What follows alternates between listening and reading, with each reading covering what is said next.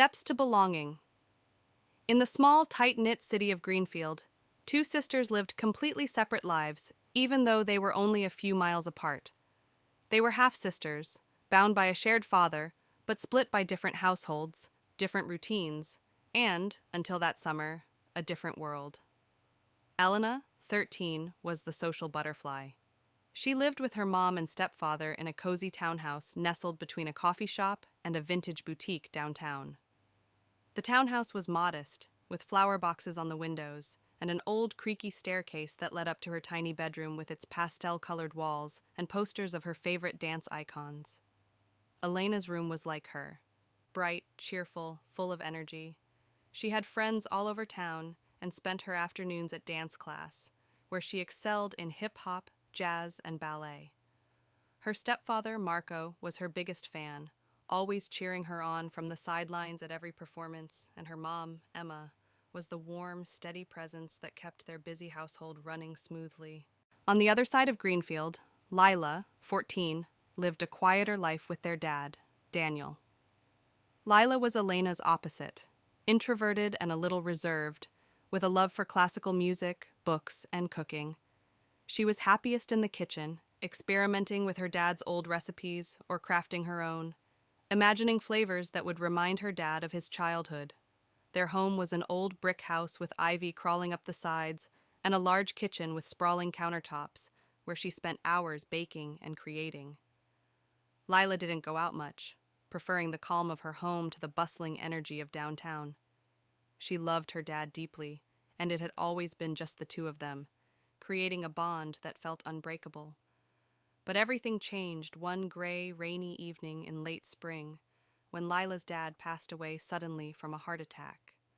The world as she knew it crumbled, leaving her feeling like a boat adrift at sea. The warmth and love that had filled her home now felt like a distant memory, replaced by the numbing shock and sorrow of loss. After her dad's death, it was decided that Lila would move in with her mother, stepfather, and sister, a family she barely knew. Her mom and Elena came to her house that first week, gently helping her pack boxes of her things: clothes, her baking tools, a few treasured books, and framed photos of her dad. Each item felt like a piece of her past life slipping away, and her heart ached. Lila felt like a stranger in her mother's townhouse. Her new bedroom was smaller than she was used to, with posters on the walls left by Elena's friends from sleepovers. Her belongings sat in boxes, untouched, as she avoided unpacking. Elena tried to make her feel welcome, showing her around the house and introducing her to Marco, who was kind and enthusiastic, but it all felt overwhelming. Lila could feel the walls closing in on her, suffocating her with reminders of her dad and the life she'd lost. Elena was thrilled at the idea of having a sister with her, but she was also unsure how to connect.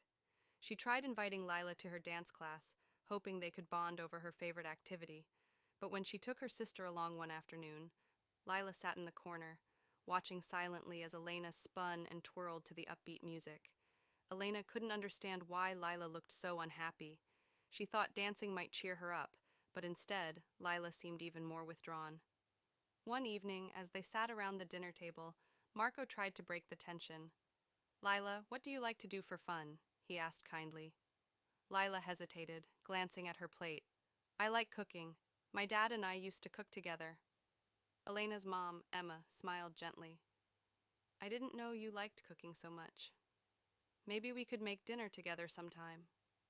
Lila nodded, but she wasn't sure if she was ready. Cooking had been her way of connecting with her dad, a quiet ritual they'd shared. The idea of cooking in a new kitchen felt foreign, almost wrong. One Saturday morning, while Elena was at her dance class, Lila decided to explore the kitchen. She found ingredients for pancakes and started mixing the batter, adding a touch of cinnamon just like her dad had taught her. She poured the batter onto the griddle, and the warm, sweet smell filled the kitchen, reminding her of home. She closed her eyes, lost in the memory. When Elena came back from dance, she smelled the pancakes and peeked into the kitchen. "You made these?" she asked, surprised. Lila nodded, unsure what to say. "They smell amazing." Elena grabbed a plate, eager to try them. As she took her first bite, her eyes lit up. Wow, Lila, these are delicious. You should cook more often. Lila felt a tiny spark of happiness at her sister's compliment, but it was quickly overshadowed by the ache in her chest. She missed her dad's laugh, his gentle encouragement, and his joy as they cooked together. She wondered if that ache would ever go away.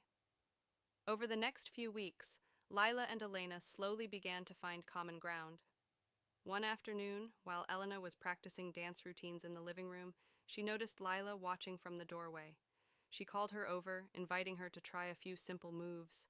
Lila hesitated, feeling awkward and out of place, but Elena guided her, showing her the steps with patience and kindness. They danced together, laughing as Lila stumbled over the moves, their laughter filling the room. For the first time, Lila felt a small sense of comfort in her new home, a flicker of belonging that she hadn't felt since her dad's passing. One evening, Elena suggested they go out to a new cafe downtown that had just opened. She knew that Lila loved trying new foods, and she thought it might be a fun outing. Marco drove them, and they found a cozy corner in the cafe, ordering pastries and warm drinks. They spent hours talking, and Lila found herself opening up about her dad, sharing memories and stories. Elena listened, her heart aching for her sister. She realized just how much Lila had lost, and she felt a fierce determination to be there for her. Then one warm summer night, Lila felt a surge of inspiration. She decided to cook dinner for the family, wanting to share a piece of her dad's legacy with them.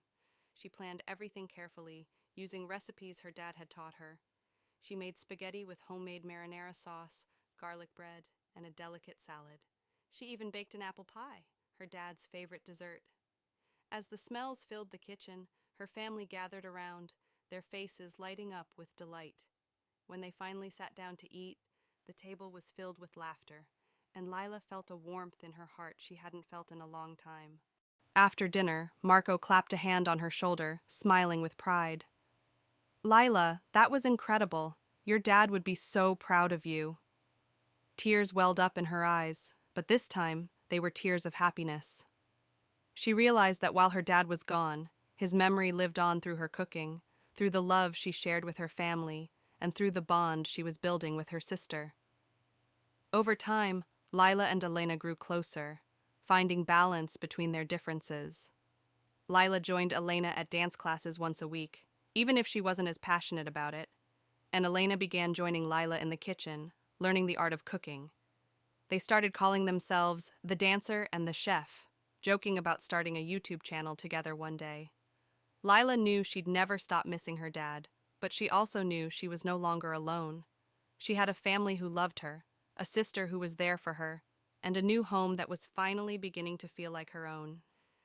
And as they danced together one evening in the kitchen, twirling to the music with laughter echoing off the walls, Lila realized that while her family might look different now, it was whole again in a way she never expected. The end.